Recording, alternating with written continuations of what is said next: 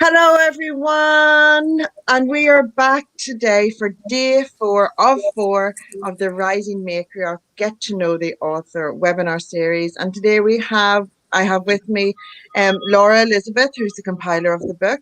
We've got Emma Sneglar. Sorry, Emma, you're going to have to. You can say your name whenever it comes to it. Sorry.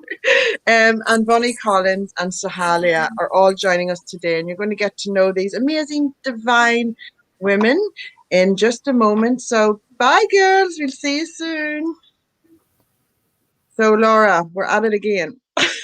This is it. This is the last push, and I feel like there's so many more authors that it would have been wonderful to hear from, but timing and everyone's very busy and important. But I'm super excited to hear the magic and the truth that pours out of these women this morning. It is. It's the finale, the fabulous finale. And, well, people will get to know everyone in the book, and that's the thing. And if ever we get the opportunity again, we'll get to know them more. So that's just the joy of bringing these stories out into the world, isn't it? But will we go ahead and get to know these amazing women? I think Bonnie's first. Bonnie, come and join us. Hello. Hello. Good morning. Good morning. Bonnie, can you start by sharing with us the title of your chapter and also share with us what the writing process was like for you, and did it bring up anything? Did it bring up anything? Hilarious. So my chapter is called Pathways, and I think the shorter list would probably be what it didn't bring up for me in terms of the writing process. It was one of those really annoying messages from Laura. It's like, it's either going to be a hell yes or an F no. And I was like, F, it's a hell yes. And I thought I would be completely onto it and get it all written out straight away and be done. And it just wasn't the case, because I had an idea of what I was going to write and what I was happy to write and what I absolutely was not going to write about. Guess what I had to write about? So it was that process for me of going, okay, I'm going to sit down, pen to paper, and I'm going to write about this, and I'm going to be in control of this process, and this is my baby. And every single time it would cycle back to the one thing I told myself that I wasn't going to write about. So for me, it was a very big learning curve in how much power there is in surrender, and just letting go of some of that control and letting what came out came out eventually. And there was so much healing in that for me. I think the chapter, 10 pages, has been worth more than 20 years of bloody therapy. So isn't it? I talk about this all the time, the therapeutic benefits that you get from writing it out, especially if there's resistance there to revisit it. It's an opportunity 100%. to release it, isn't it, Bonnie? Yeah, and I think because you've sort of got that helicopter perspective where people don't know how you felt, so you then have to go, so this happened, and it happened in a way that made me respond as such. And then you're like, oh, that's where that pattern comes from. And it just gives you such a different view of yourself. And you're like, okay, I get it now. So, yeah, it was a very, very interesting process, and I loved it. So it's great. That is it, but it is a huge process to go from having an idea and setting an intention to write something, and this other story calling so loud, because it obviously was time for you to release it, to see it from a different perspective, and then you had to accept that, so that there may have been resistance and things to, like, that's a very powerful thing to share as well, never mind the story that you actually shared. That's, isn't it, it's a good learning curve. And even the power in letting that go. So when the editing process came around and we had the chance to go back in, I was like, I don't want to. So it was a case of tick yes to all the spelling and all the grammar, and anything else, I don't want to touch it, because I didn't want to change the authenticity behind where I was when I wrote it, because I felt like when I came out the other end, that was it. It was done, and that was the story in its fullness, and I didn't need it anymore. It's someone else's now. So take from it what you will. So yeah, it was Wow, great. wow, wow, to honoring that process, and huge kudos to you, because Thank can I you. ask, did you write it all in one block when you revisited it from When I finally got out of my own way, and went, all right, let's just write whatever flows, I did. And I think, because I remember posting it on Instagram at the time, it was like 11:59 on the night that it was due at midnight, that I was like, okay, we're submitting this now. Yes, Yeah. yes. So the 11th Well hour done. did call. We have been talking about the 11th hour magic, haven't we, Laura? It's magic. Absolutely. But Yeah. you doing it, like, Fascinating. changing the whole story that you plan to write and writing something else, like, wow, that is 11th hour magic, isn't it? Yeah, it was great. And Laura, I'm sure you were go through this process with Bonnie at the time. Absolutely. I got some behind the scenes action with Bon. For those who don't know, Bon and I are sisters. So I really got to hold space for that process as much as she also got to hold space for me. Lucky thing. And what was really admirable through this process, having not written, or published anything before, was that process of surrender that she, at the start it was like, my story's not coming and it's like it feels forced, and I was just cheekily standing there going, yeah, we've got time, it'll come. And then it was like all of a sudden she's like I'm just gonna have to do it. And then even, what, like you were saying with the edits, it was like you understood that process so well. That spiritual process and understanding of when you move through something and you just let it go, because it's no longer yours. You're not attached to the outcome. There's no expectations. It's like it looked like a full circle for you and a cycle of completion. And I just felt like I needed to cheer you on and be your champion like the whole time. Like, yes, come on, like. And every time you were faced with like do I need to go back into this? Do I need to fall victim to it was just like, nah, I don't. It's done. And it was so beautiful to see your confidence in that, and the understanding of just how the process works was really cool. And I love your story, and I love you. Oh, thanks. I love you too. Oh, I feel that sisterly love, isn't it? Just, it's so special. And you know what? Like, not only did you went and faced this story that you had to share, but then it went straight for publication, like that's true courage in my eyes. It's like, wow, you just go for it. But I know Laura hadn't have created the environment and for that to happen in. Imagine it may not have happened, for a while. So I know Laura has a question for you, Bonnie. Laura always has a question for me. I've always got questions. But yeah, I think, having the trust to let your story be held in that safe space too is huge. And for all of the women, like it means a lot that you all felt safe enough to go to dig deep and to just fall into that space, knowing that there was going to be moments of discomfort, knowing that there's going to be moments that you absolutely hate my guts, because I'm the trigger point for for the action to happen. So I think it really validates the power and the intention when it comes to creating a safe space. And on that note, who is this book for? This is an interesting one, and I've been listening back to the other interviews over the week, and I do agree that whoever picks up this book will absolutely find something in, even if it's just one of the pages. There is something in here for everybody. I love the coming of age process, when you deem it's appropriate for those nearest and dearest to you. I think, when I think of our daughters, Laura, getting to eventually read our stories and know us on a different level, I think that's going to be super powerful. And for everyone else that has, those young people in their lives.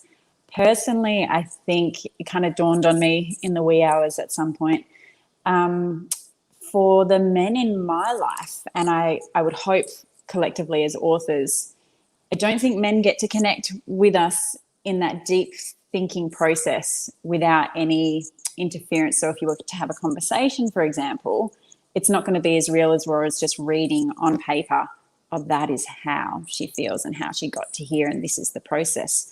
So I think for me, it would be really special for sort of my nearest and dearest males in my life to have that insight without interruption. And I think that would be a beautiful thing for men of any, relationship to any of the authors, to be able to look into it and just have like a peek behind the curtain, as it were, to how and why we got here. But again, anyone, everyone, pick up the book, turn to any page, and there's just absolute gold in those pages. There's pure magic there. There is, isn't there? It is, absolutely. Perfect. Perfect answer, Bunny. Well done, you passed. What legacy do you want to leave, Bunny? Oh, do I have to pick just one? Well, legacies. There you go. You got to. Legacies. Excellent. How long have we got? Look, I think the legacy for me is that your here and now isn't a life sentence. Your here and now is an opportunity. So whether it be, to segue into my chapter title, whatever pathway presents itself, like, it's your choice. You can stay here if you're comfortable here. You can stay here if you're uncomfortable here, or you can choose to, take an avenue somewhere else. And I would love to be the person that helps you connect and align with how your body's going to serve you down whatever pathway you choose. I think sort of that journey back into self, so that your vessel can serve your actual being. We get so caught up with, our bodies and what we're here for, but we're not limited to our bodies. And so just being able to embrace the truest you, and then your truest journey on whatever pathway that is. There you go. In a nutshell, that's my legacy. Awesome. Can I be cheeky and ask, are you two ever planning on doing something together, or, Poke, Karen. I'm just asking, curiosity. I'm a curious person. What do you think? I know I love working with my sister. We have our own little TV show that we do on a Friday morning at 5 a.m. Yeah. Can you believe it? That's how much I love her. Are you planning something like that? I've planted a few seeds, Karen. Just there's things that I can see floating in the ether, and they're waiting to drop. But I've been planting a few seeds. Yeah. Okay. You don't have to answer now, Bonnie. There's a definite vibe. And it's funny because what I thought I was going to write about, other people thought I was going to write about. And then there's been like, oh, that's not what you wrote about. So there's obviously more to say. Maybe that'll be that's your own book. That's your own book, a full book. Maybe. Sorry, I'm just direct with it because I see it as soon as, I just see it. Okay, that's wonderful. We won't poke you anymore. Okay. But watch this I'll text you later. Yes, I'll get a message as soon as we're done. Thank you both. So lovely getting to know you, Bonnie. All right. Bye. Bye. Oh, so fun, Laura. Emma, I'm not going to even say your surname. Come and shame me with. How are you? Good, thanks. It's Sneglar. Sneglar, of course it is. My Irish tongue can't find that. Call it what you want. I'm not deeply attached to it. Emma. My sister's name is Emma, so I'm very connected to that. So there you go. Emma, can you share with us your chapter title, and also what the writing process was like for you? And did you change through it, or what happened for you? My chapter title is called This Motherhood Mess, and it was always going to be what it was going to be. I think I have a sort of a bit of a vision on where I want to go with just life pathways, and it was a story that I felt really needed to be told because it is an area that needs greater understanding. So I chipped away at it. I wasn't a last minute. I sort of chipped away at it. I had bits that I'd already previously written as well. So I sort of added those in and tweaked those. And yeah, writing it actually really made me go, oh, I can do things.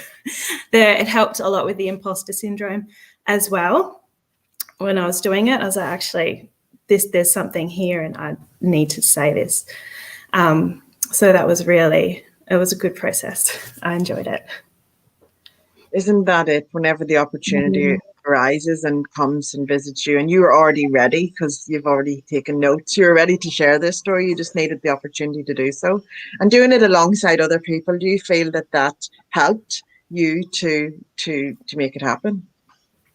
Yeah, it's a good kick up the arse. That's what Laura does best. There's been like a combination of a few things that sort of happened at the same time. So as soon as Laura said there's this opportunity, I was like, oh, yeah, okay. That was a big F yes. Yeah. These signs that you can't ignore. You go, oh, okay, I'm listening. I'm coming. I'm coming to the table. Oh, that's so good. So, Laura, I'm sure you know the ins and outs of working with Emma behind the scenes. Absolutely. And I got some behind the scenes snippets from Emma too, being one of my besties. I think this project for you, you were always in your power as a mother, but I think like witnessing the journey, there was like a turning point or a moment in there where you just decided to own your power as a woman, as a businesswoman, as someone who has something to say, as someone who can make a difference. And I remember there was particular lines in your chapter where I got goosebumps, and I was like, holy shit, this book is amazing just because of this one line. Like, having already gone through the mothering the pregnancy, birth, mothering process, and now having all my children in primary school, there was moments in there that took me right back to those feelings of loneliness or defeat or being completely lost and hopeless, and how you've gone, I've got a solution for you. And it was like you've already changed lives and helped so many women just from this one chapter. And I cannot wait to see how you harness and leverage from here with the confidence that you now have to know that you can do the things, whether or not I poke you or like bully you into coming into projects with me. It's another story. I've noticed there's a theme over the last 4 days too. Everyone's like, well, Laura said. I'm like, what? All I need is a name and a lock of hair, or you're mine. Did you know you had such power, Laura? I do now. Hopefully it's because people feel the joy of working with me and not absolutely terrified. No, it's positive. And they know that I get things done.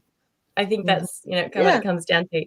But how you can leverage this as the confident woman that you are now, with the skills that you have, and knowing that it's enough, and knowing that you don't have to go and like spend 5 years doing a degree in something when you already have that wisdom within you, and to start making a difference like today. What can you do today? What can you do now? And I know last week, I'd love if you wanted to share about what you did on Tuesday night, because I think that was freaking amazing. And then you can tell me who this book's for. Okay. Tuesday night. Well, there's a documentary out there, and anyone who's watching it has to go and see it. It's called Birth Time, and it is on the Australian maternity healthcare system and how it is failing women, in that 1 in 3 women are coming out feeling traumatized by their birth. And 1 in 3, is ridiculous. And then that's setting women up on their parenting journey. They're not starting out with those beautiful bonding hormones of your oxytocin rush, and you're not like, it's the system. It's not just the birth system is the start of it, and then it's how the system's set up to support mothers is also failing mothers. There's no support, and that's essentially what there's a lot of pressure. There's a lot of pressure and judgment and things like that that's been poured on, and what a child needs is love. Whenever they are born, they need love. They need their mother's love, and everything should be facilitated to make sure that happens. I'm a mum of 6, and I have a lot to say on this too. Once you start, isn't it, Emma? So got to get up and speak in front of like this theatre full of 100 people about and what I started saying and sort of went that way, and I was like, oh. There's so much to say that. Yeah. But Yeah. from who I want this chapter for is obviously anyone who's having a hard time in their early parenting journey. And obviously I agree with what everyone has said in that there's something in here for everyone, because the book covers all the different stages of the lifespan, really. And so you can pick it up at any point in your life. But I also would love my 2 boys that I'm raising. I'm raising them. I want them to reject the toxic masculinity culture. And this book helps them understand, any male reading it will just be able to get that insight into what it is to be a woman in this world, and to be able to be raised from childhood to have a greater understanding that, women, we're all, we're amazing and we're so powerful, and to appreciate and respect that power. And then also feel that within themselves as well, that they are also powerful. That's who I would love to, I'll probably have to highlight bits and give them tabs at different points, like, read this. But I'm hoping they'll be curious enough to. Oh, it's amazing. That kind of ties into a legacy thing, doesn't it, as well, and celebrate the power that women have, because men benefit from it so much whenever it's celebrated, isn't it, Emma? It's just true magic. Absolutely. Yeah. So, Emma, what legacy do you want to leave, or legacies? Bunny, you've started a trend, Bunny. There's so much. But ultimately, what I would like is for mothers to value what it is that they do, because it's a hard freaking job, and you need to value it within yourself, because if you don't value it, you're not setting the standard for how you expect other people to value you. And it's got to start from the bottom to have those ripple effects to go up, to sort of then be able to demand for the people who are in power, going, we deserve better, we deserve more support, we deserve more funding for childcare, or all of the things. There's so much to it but it needs to start with us. And if we don't value what we do, how can we expect other people to value it as well? So that's what I would love to help. Yes, we feel how passionate you are with this. We can help. We can all help together, the power of us all, to get this message out. Amazing. Wow, yeah. Fabulous. So lovely getting to know you, Emma. We will put you down. See you soon. Bye-bye. Mm-hmm. Oh, I just feel a surge. And then they're all setting me off again. Oh, will you please put some little things in those ducks there? I know. Oh, Lord. Oh, dear. So we will bring Sophalia. Hello. Hi. You're our final guest on the show. How wonderful that the book finishes with the crone and the interview finishes with the crone. Oh, goosebumps. So I think that's lovely synchronicity. That wasn't strategy. That was just the universe. That was just potluck. How the timing. Yeah. But it's But yeah, something else is at play always. So I have a lot of incense and I have tea to soothe my nerves. But here I am.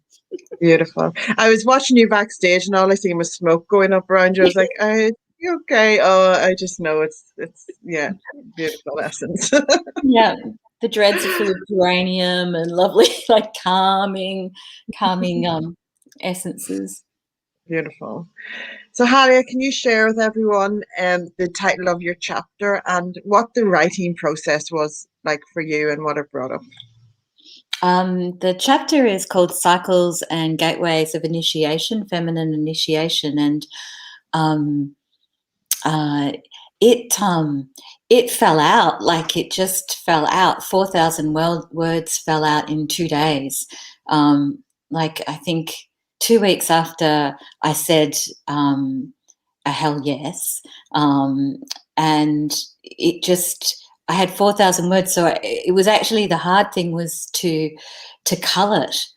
And it pretty much, it just was this amazing alignment of an opportunity and something wanted to be expressed. And I had a theme around menopause because that's the deep journey of initiation I'm on, 9 years on, but then it took the shape of actually talking about moon time, about my menstrual cycle and the connection to that, leading, and it sort of then led into the menopause journey.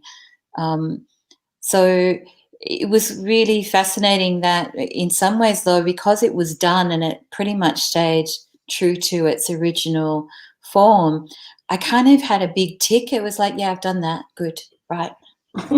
On to the next thing. It was ready to come out of you, wasn't it? It was just Yeah. there, ready to just be shared. Yeah. I remember it's like, wow, Sophalia's on the ball. She's way ahead of the game. She could write a few books in this time that we've given. Yeah, it was really, it was a very interesting process. But what I did learn, so I learned that there are things that are in here that actually really want to be expressed, and that having maybe a difficult life or a traumatic journey has actually been has become a medicine for myself, but also as an offering to other women and other people. What I learned is I still cannot embrace technology, and despite all the beautiful webinars of support and guidance, I have been dismal at my attempts to get to that place of being skilled, comfortable, or even organized. So I've been learning a lot of things along the way. Well, I just want to breathe all that in, what you're saying. You know, it's amazing. And as for technology, you're here. You're here successfully today. So, know what you need to do. And that's enough to show up for sure. Like Laura, working with Sophalia.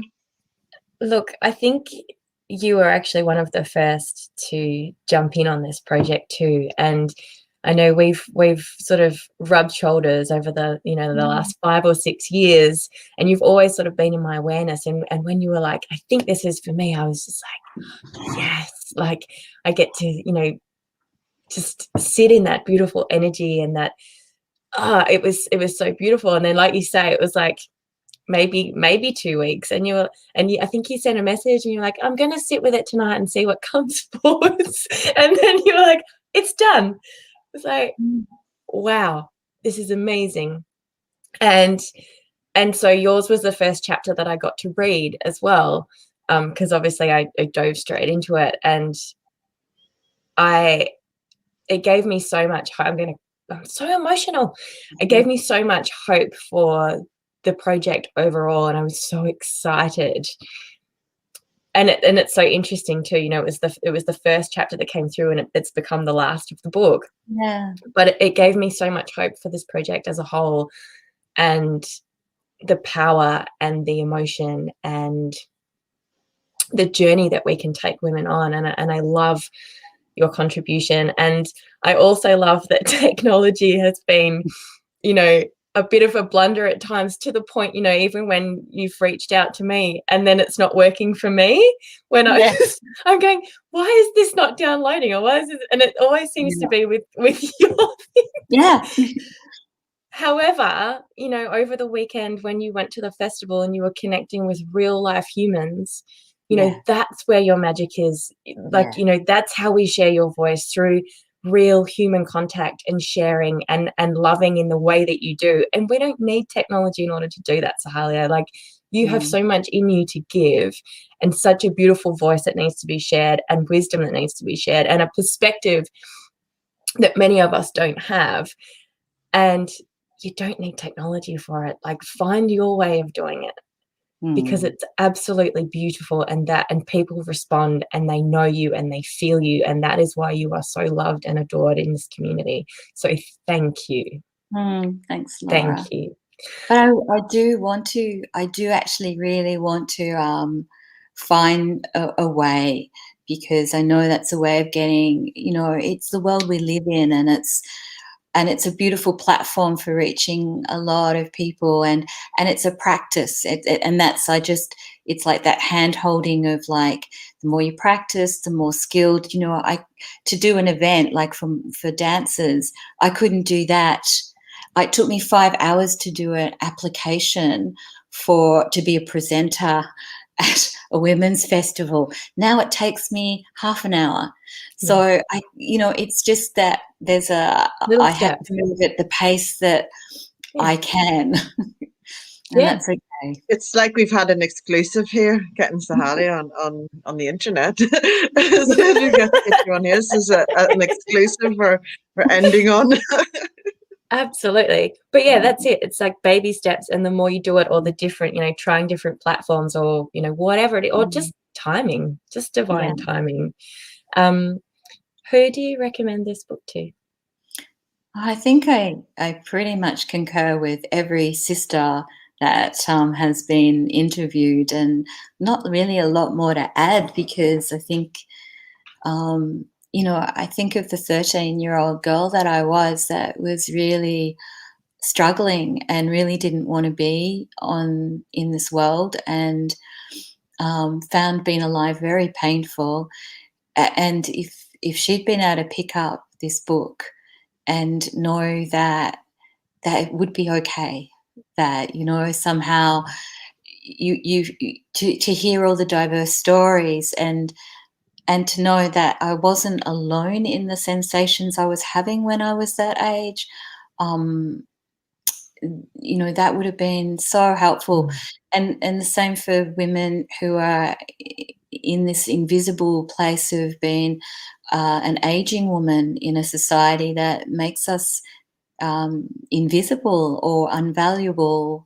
Unvaluable. So, and for the mothers, like I haven't been able to read all the stories yet, but it's just, they're like little acupuncture points, like touch here, touch there. And then for young men or older men not understanding their women, it's like, that's okay, we're different, but here's maybe a place to get some real stories, not an academic kind of summary of a physiological journey, like what's really going on inside us, that we are wired differently because we're meant to be. So I think for everybody it holds, like there'll be one sentence, one phrase that'll just be like, I can breathe a bit easier, or I could actually look at that a little bit differently. Or how about I might try that, or I'm going to write, or whatever it might be. Yeah. God, I could just inhale you all day. So isn't it beautiful? Oh, so Harriet, what legacy do you want to leave? Well, I had a real process with that question, because I even looked it up. I needed to get a few definitions around it, because the first thing that really came to mind was that I exist, is my and that we all exist, and it's actually enough that for some reason we got born right here, right now, out of all the combinations of all the genetics and all the mystery and everything. Why is it that every single person, where we are who we are, and we arrived at this time, and maybe even if it seems like you're having the most, or I'm the most ordinary life, that the value is that you are here and that you exist is your legacy. What you may do with that varies so much. Legacy, apparently, it was around an inheritance. That's where a lot of the focus has been. You inherit a legacy of money. But I found a great definition. It's around, leaving long after the person is gone. It's what you leave behind, the story that you leave behind.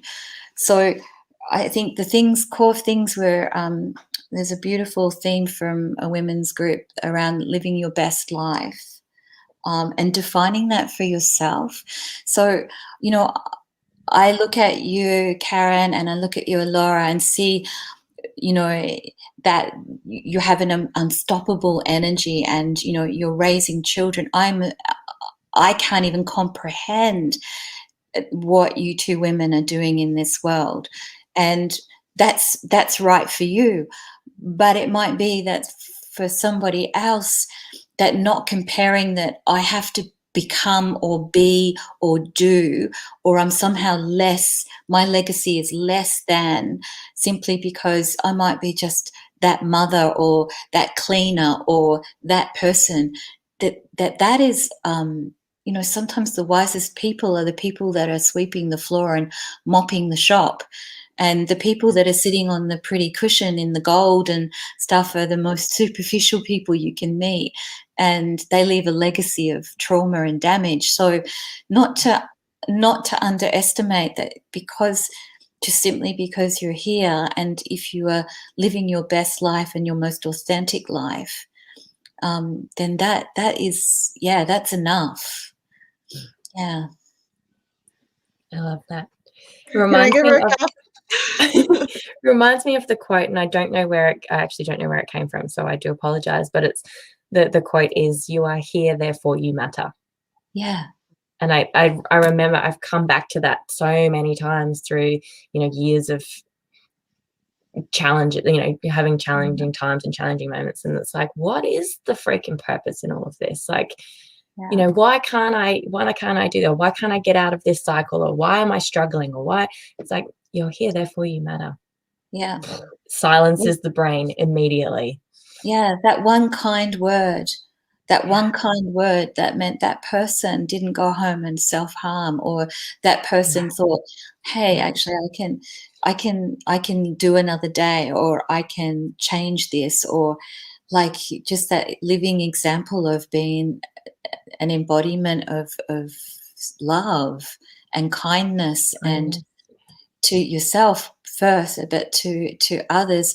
It's really simple. That's an incredible legacy to leave behind, and it's what this world needs. If we all did that, this world would change. And then we have these other people that are meant to shine lights in being leaders and creating these spaces for others like you, Laura and Karen, to come and share our stories. And so I think the just to know I exist, and that I am as authentically me, and will continue to keep stripping back layers, so that I leave here like with nothing holding me other than the love I've experienced, and that I know I moved myself towards as much betterment for who I can express myself fully as, I suppose.